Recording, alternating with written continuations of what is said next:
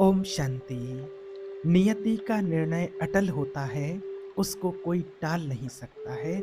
जो नियति का निर्णय है, जब जो होना है उसको कोई टाल नहीं सकता है। ये तो हम सभी ने सुना है।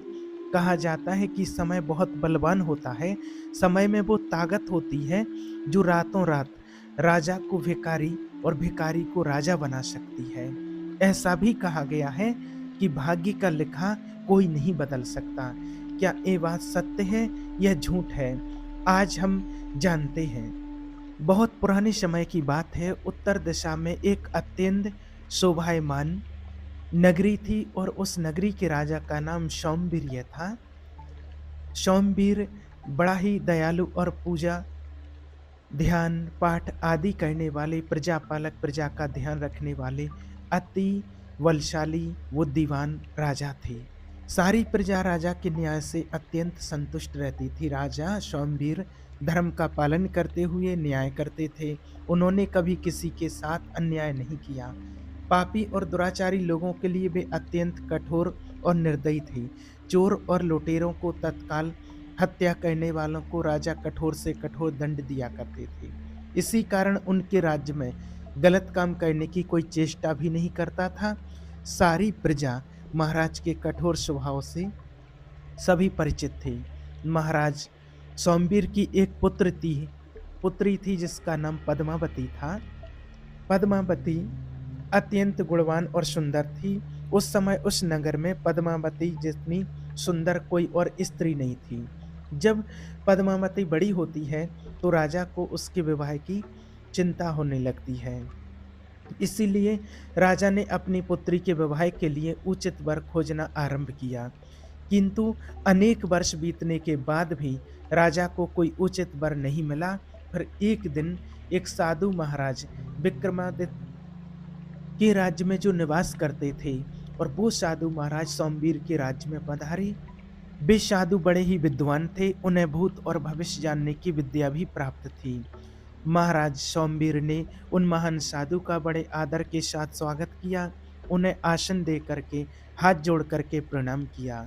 राजा के इस प्रकार के आदर सत्कार से वे साधु अत्यंत प्रसन्न हुए। उन्होंने राजा को आशीर्वाद दिया और कहा, हे राजन, मैं आपके आतिथ्य सत्कार से बड़ा प्रसन्न हूँ। आपकी जो भी कामना हो मांग लो, मैं अवश्य पूरी करूंगा। तब महाराज सोमवीर कहते हैं, हे मुनिवर, मेरे पास सब कुछ है। राजपाट, धन धान्य, हाथी घोड़े, सोने के भंडार। किंतु इतना सब कुछ होने के बाद भी मेरे पास एक बहुत बड़ा दुख है। साधु कहते हैं, हे राजन, मैं आपके दुख को जानता हूँ, इसलिए अब आप निसंकोच होकर के कहिए। आप जो कुछ भी जानना चाहते हैं, मैं आपकी समस्या का निवारण अवश्य करूंगा। महाराज सोमवीर कहते हैं, हे मुनिवर, मेरे पास अनेक प्रकार के ऐश्वर्य होने के बाद भी मैं अपनी पुत्री के लिए उचित वर की खोज नहीं कर पा रहा हूँ।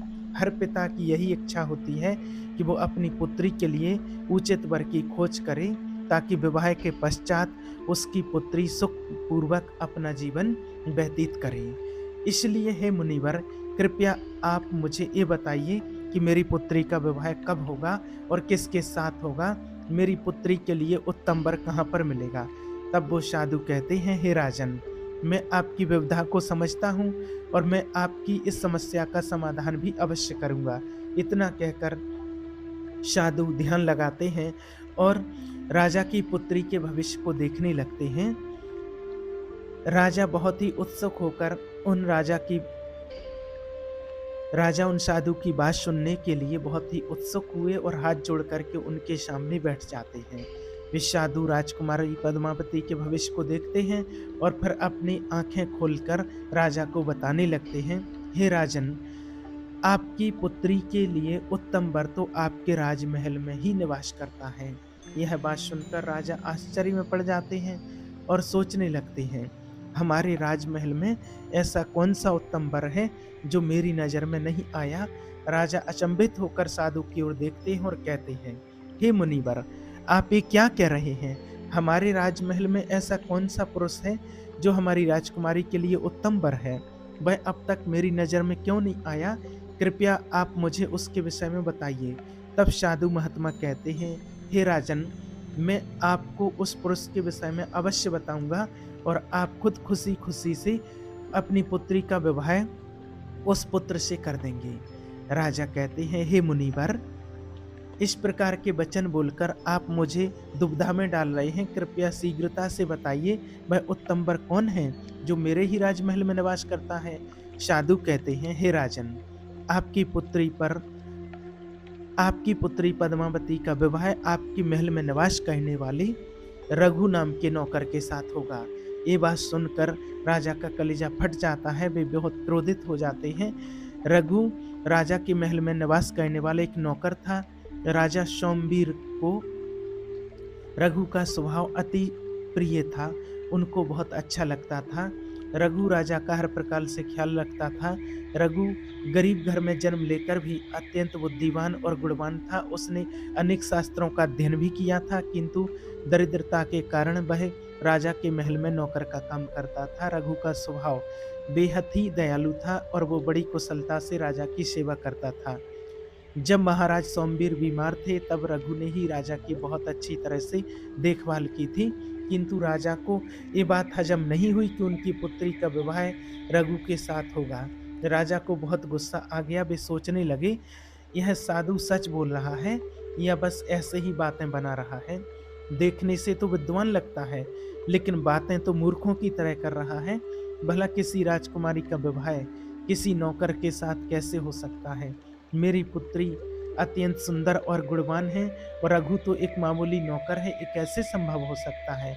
इस प्रकार सोचकर राजा उस साधु से कहते हैं, हे मुनिवर, आपसे अवश्य कोई भूल हुई है। मेरी पुत्री तो राजकन्या है, उसका विवाह किसी नौकर के साथ कैसे हो सकता है। कृपया आप फिर से एक बार मेरी पुत्री का भविष्य देखकर बताइए।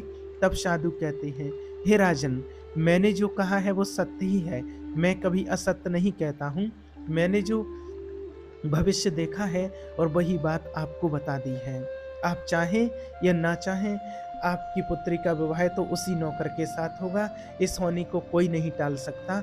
आपकी पुत्री के भाग्य में जो लिखा है वही होगा। भाग्य का लिखा कोई नहीं बदल सकता।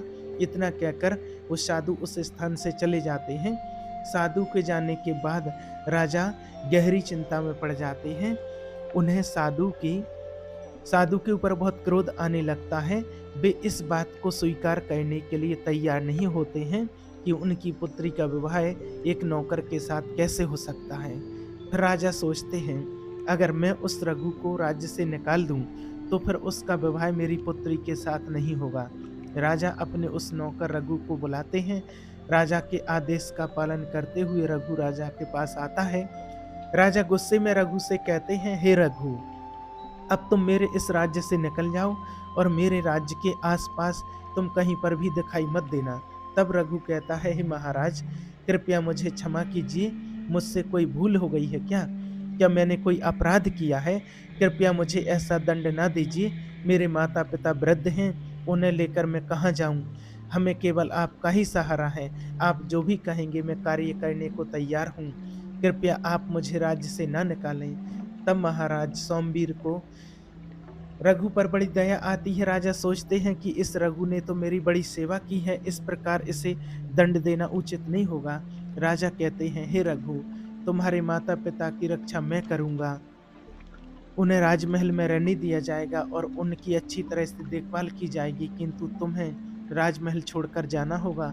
यदि तुम हमारे राज्य से नहीं गए तो तुम्हें सूली पर चढ़ाया जाएगा। इसीलिए इसी क्षण तुम मेरे आदेश का पालन करते हुए मेरे राज्य को छोड़ कर के चले जाओ और फिर दोबारा कभी अपना मुख मत दिखाना। यदि तुम राज्य में दिखाई पड़े और तुमने मेरे आदेश का उल्लंघन किया तो मैं तुम्हें मृत्यु दंड दे दूंगा। रघु सोच में पड़ जाता है, आखिर मैंने ऐसा कौन सा अपराध किया है जो राजा मुझे राजमहल से निकाल रहे हैं। अवश्य कोई बड़ा कारण होगा, अन्यथा महाराज कभी किसी के साथ अन्याय नहीं करते। इतना सोचकर रघु राजा से कहता है, हे महाराज, आप बड़े दयालु हैं। आप मेरे माता पिता की जिम्मेवारी उठा रहे हैं, इसीलिए मैं आपका आभारी हूँ। मैं जानता हूँ कि मेरे माता पिता आपके पास सुखी रहेंगे, इसीलिए अब मैं आपके आदेश का पालन करते हुए आपके राज्य को छोड़ करके आज ही चला जाता हूँ और जब तक आप मुझे स्वयं नहीं बुलाते तब तक मैं लौट कर नहीं आऊँगा। महाराज कहते हैं, हे रघु, तुम्हारी निष्ठा से मैं प्रसन्न हूँ, किंतु मैं भाग्य के खेल के कारण विवश हूँ, इसलिए अब तुम किसी दूसरे राज्य में चले जाओ और अपना जीवन सुखपूर्वक व्यतीत करो। फिर रघु महाराज का राज्य छोड़ करके चला जाता है। रघु चलते चलते एक घने जंगल में पहुंच जाता है। वहां उसे वही साधु मिलते हैं जिन्होंने राजकुमारी पद्मावती की भविष्यवाणी की थी। साधु को देख करके रघु उनको प्रणाम करता है और कहता है कि हे मुनिवर, इस वन में आप अकेले क्यों भटक रहे हैं? क्या आपको कोई सहायता चाहिए तो बताइए, मैं आपकी सहायता अवश्य करूंगा। वे साधु रघु को देख करके मुस्कुराते हैं और कहते हैं, हे वत्स, तुम्हारा भाग्य बड़ा प्रबल है। मैं देख पा रहा हूँ कि तुम्हारे पास बहुत सारी धन संपत्ति आने वाली है। रघु कहता है, मुनिवर, आपने जो भी कहा मैं उसके लिए आपका धन्यवाद करता हूँ, किंतु मैं तो राजा के महल का एक मामूली नौकर था। अब राजा ने भी मुझे अपने राज्य से निकाल दिया, इसलिए अब मैं काम और भोजन की तलाश में भटक रहा हूँ। तब वे साधु कहते हैं, हे वत्स, जो भी होता है अच्छे के लिए होता है। तुम एक सत्यवादी और धार्मिक पुरुष हो, इसलिए तुम्हारे साथ कभी अनुचित नहीं होगा। अगर तुम मेरी बात मानोगे तो मैं तुम्हारे हित की बात कहना चाहता हूँ। रघु कहता है, हे मुनिवर, आप जो भी आदेश देंगे मैं उसका पालन अवश्य करूंगा। वे साधु कहते हैं, हे वत्स, अब तुम दक्षिण की ओर जाओ, वहां पर राजा धर्मवीर का राज्य है। उनके राज्य में जाने के बाद तुम्हारा कार्य सफल हो जाएगा। रघु उस साधु की बात को स्वीकार कर लेता है और उनको प्रणाम करके उनको आदेश लेकर के दक्षिण दिशा की ओर प्रस्थान करता है। बहुत दिनों तक चलने के बाद रघु दक्षिण देश में राजा धर्मवीर के राज्य में पहुंच जाता है। दक्षिण देश के राजा धर्मवीर बहुत वृद्ध होते हैं, उनकी कोई संतान नहीं होती है। जब राजा धर्मवीर की मृत्यु होने वाली होती है, तब उन्हें स्वप्न में साक्षात देवी लक्ष्मी दर्शन देती हैं और कहती हैं, हे राजन, तुमने अपने जीवन काल में बहुत पुण्य के काम किए हैं। तुमने दान धर्म करते समय कभी कंजूसी नहीं की है, किंतु तुम्हारे पूर्व जन्म के पाप के कारण तुम संतानहीन रहे। इसीलिए तुम्हारी मृत्यु के पश्चात तुम उस व्यक्ति को अपना राजा नियुक्त करना, जिसे वह हाथी चुनेगा, जिसने तुमने मेरे मंदिर में रखा है। इतना कहकर देवी लक्ष्मी अंतर्ध्यान हो जाती हैं। तब राजा धर्मवीर अपनी मृत्यु से पूर्व अपने मंत्रियों से कहते हैं, हे मंत्रियों, अब मेरी मृत्यु का समय निकट आ चुका है। साक्षात माँ लक्ष्मी ने मुझे दर्शन दे करके एक महत्वपूर्ण कार्य सौंपा है। मेरी मृत्यु के पश्चात तुम उस व्यक्ति को अपना राजा घोषित करना, जिसे माँ लक्ष्मी के मंदिर में रखा हुआ हाथी चुनेगा। सभी मंत्री राजा की बात का आदर करते हैं और ऐसा ही करेंगे कहकर राजा को आश्वासन देते हैं। फिर कुछ समय के पश्चात राजा की मृत्यु हो जाती है। राजा की मृत्यु के बाद सभी मंत्रीगण उस हाथी को लेकर के राजमहल के सामने खड़े हो जाते हैं और सारी प्रजा से कहते हैं, यह हाथी जिसका भी चुनाव करेगा वही हमारा अगला राजा होगा। ऐसा हमारे धर्मवीर महाराज का आदेश है। फिर सभी प्रजाजन उस स्थान पर इकट्ठा हो जाते हैं। उसी समय रघु भी उस स्थान पर पहुंच जाता है। वहां का दृश्य देखकर उसे कुछ समझ नहीं आता कि क्या चल रहा है। वो वहीं चुपचाप खड़ा होकर के देखने लगता है। फिर देवी लक्ष्मी का हाथी अपनी सूंड में फूलों की माला पकड़कर राजा का चुनाव करने के लिए आगे बढ़ता है। सबसे पहले वो मंत्रियों के पास जाता है। वह मंत्रियों की ओर गौर से देखता है, लेकिन किसी का भी चुनाव नहीं करता। यह देखकर मंत्रीगण आश्चर्य में पड़ जाते हैं। फिर वह हाथी धीरे धीरे प्रजा के लोगों के सामने से गुजरने लगता है। सभी प्रजाजन उस हाथी को देखकर उसे पुकारने लगते हैं, लेकिन हाथी प्रजा में से भी किसी का चुनाव नहीं करता है। कुछ समय बाद वह हाथी उस स्थान पर पहुंच जाता है जहां पर रघु खड़ा होता है। वह हाथी रघु के सामने खड़ा होता है, उससे गौर से देखने लगता है। कुछ समय तक रघु के सामने रुकने के बाद वह हाथी उस रघु के गले में माला डाल देता है और उसी का चुनाव अगले राजा के तौर पर करता है। यह देखकर सभी मंत्री और प्रजाजन आश्चर्यचकित हो जाते हैं और नए राजा की प्रशंसा करने लगते हैं। फिर सभी मंत्रीगण उस रघु के पास जाते हैं और उसका सत्कार करते हुए कहते हैं, हे राजन, आप कौन हैं जिन्हें माँ लक्ष्मी के हाथी ने चुना है? माँ लक्ष्मी ने जिससे हमारे नए राजा के रूप में चुना है। तब रघु अपना परिचय देते हुए कहता है। फिर सभी मंत्रीगण दक्षिण देश का राजा घोषित करते हैं और उसे राजगद्दी पर बैठा देते हैं। जब रघु राजगद्दी पर बैठता है तो उससे उस साधु की कही गई बात याद आ जाती है और वह प्रसन्नता से मुस्कुराने लगता है। रघु राजा बनकर प्रजा की बहुत सेवा करता है। वह अनेक मंदिर और देवालय का निर्माण करता है, अनेक धार्मिक अनुष्ठान करता है और दान धर्म करता है, जिससे उसकी कीर्ति संपूर्ण पृथ्वी लोक में फैल जाती है। हर तरफ राजा रघु की प्रशंसा होने लगती है। राजा सोमवीर भी दक्षिण देश के राजा के विषय में बहुत सुनते हैं। उनकी कीर्ति और महानता से प्रभावित होकर वे निश्चय करते हैं कि अपनी पुत्री का विवाह दक्षिण देश के राजा के साथ ही करेंगे। तब महाराज सोमवीर अपनी पुत्री के विवाह का प्रस्ताव दक्षिण के राजा के पास भेजते हैं। महाराज सोमवीर से उनकी पुत्री के विवाह का प्रस्ताव देखकर रघु बहुत प्रसन्न हो जाता है और उस प्रस्ताव को स्वीकार कर लेता है। फिर महाराज सोमवीर अपने रथ में सवार होकर दक्षिण देश के राजा से मिलने के लिए चल देते हैं। उनके मन में बड़ी प्रसन्नता होती है। वे भगवान का धन्यवाद देते हुए कहते हैं कि हे प्रभु, आपने मेरी कामना को पूर्ण किया और मेरी पुत्री के लिए उत्तम वर प्रदान किया। आपका कोटि कोटि धन्यवाद। जब महाराज सोमवीर रथ में बैठकर जा रहे होते हैं, तभी उन्हें रास्ते में वही साधु मिलते हैं जिन्होंने राजकुमारी पद्मावती के विवाह की भविष्यवाणी की थी। महाराज सोमवीर अपना रथ रोककर उस साधु से कहते हैं, हे मुनिवर, आपकी वाणी तो असत्य निकली। आपने कहा था कि मेरी पुत्री का विवाह तो हमारे राजमहल में रहने वाले नौकर के साथ होगा, इसीलिए मैंने उस नौकर को अपने घर से निकाल दिया। अब मेरी पुत्री का विवाह दक्षिण देश के महान राजा के साथ हो रहा है, जिन्होंने संपूर्ण पृथ्वी पर विजय प्राप्त की है। राजा की बात सुनकर वो साधु मुस्कुराने लगते हैं और कहते हैं, हे राजन, मैंने जो भविष्यवाणी की थी वह सत्य थी और वही होगा जो मैंने कहा था। भाग्य का लिखा कोई मिटा नहीं सकता।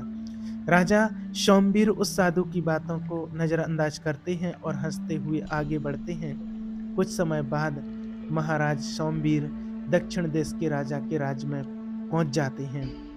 वहां के मंत्रीगण राजा सोमवीर का स्वागत करते हैं और उन्हें लेकर राजा रघु की सभा में ले जाते हैं। जब राजा सोमवीर रघु को देखते हैं तो उनकी आंखों पर विश्वास नहीं हो रहा था। वे देखते ही अपने नौकर रघु को पहचान लेते हैं। राजा सोचने लगते हैं कि यह राजा तो मेरे नौकर रघु की तरह दिखाई पड़ रहा है। तब रघु महाराज सोमवीर के पास आता है और कहता है, हे महाराज, आपने मुझे पहचाना? मैं वही रघु हूँ जो आपके राज्य में नौकर का काम करता था और जिसे आपने अपने राज्य से निकाल दिया था। फिर रघु राजा को सारी हकीकत बता देता है। रघु की बात सुनकर राजा सोमवीर लज्जित हो जाते हैं और शर्म से अपना सिर झुका लेते हैं और कहते हैं, हे रघु, मुझे क्षमा करें, मैंने आपके साथ बहुत बड़ा अन्याय किया है। मेरे द्वारा जो भी भूल हुई है कृपया मुझे क्षमा करें। तब रघु कहता है, महाराज, आप मुझसे क्षमा ना मांगे, मैं जो कुछ भी हूँ केवल आपकी वजह से हूँ। यदि उस दिन आप मुझे राज्य से न निकालते तो आज मैं राजा न बन पाता। ये सब भाग्य का खेल था। भाग्य में जो लिखा होता है वही होता है, इसे कोई भी बदल नहीं सकता। रघु की बात सुनकर सोमवीर बड़े प्रसन्न होते हैं और फिर राजा सोमवीर खुशी खुशी अपनी पुत्री पद्मावती का विवाह रघु के साथ कर देते हैं। महाराज सोमवीर को बड़ा दुख होता है कि उन्होंने उस महान साधु का अपमान किया था जिन्होंने पद्मावती के विषय में भविष्यवाणी की थी कि उसका विवाह रघु के साथ होगा। फिर महाराज सोमवीर उस साधु से मिलने जाते हैं और उन्हें प्रणाम करके क्षमा याचना करते हैं। वे साधु राजा को क्षमा कर देते हैं और कहते हैं, हे राजन, मैंने पहले ही कहा था कि भाग्य का लिखा कोई बदल नहीं सकता। जो भाग्य में लिखा होता है उसे कोई टाल नहीं सकता है। कोई भी इंसान देखिए चाहे कितना भी प्रयास कर ले, लेकिन कर्म के अनुसार भाग्य में जो लिखा है उसे कोई टाल नहीं सकता। जब हम इस दुनिया में आते हैं तो हमारे जन्म के साथ ही भगवान हमारे जीवन की रूपरेखा तैयार कर देते हैं। भाग्य जो हमारी किस्मत में लिख दिया जाता हमारे कर्म के अनुसार, वो पत्थर की लकीर की तरह अटल होता है, जिसे ना तो मिटाया जा सकता है और ना ही बदला जा सकता है। इसलिए कभी अपने भाग्य को ना कोसें और अच्छे कर्म करके अपने अच्छे भाग्य का निर्माण स्वयं करें। ओम शांति।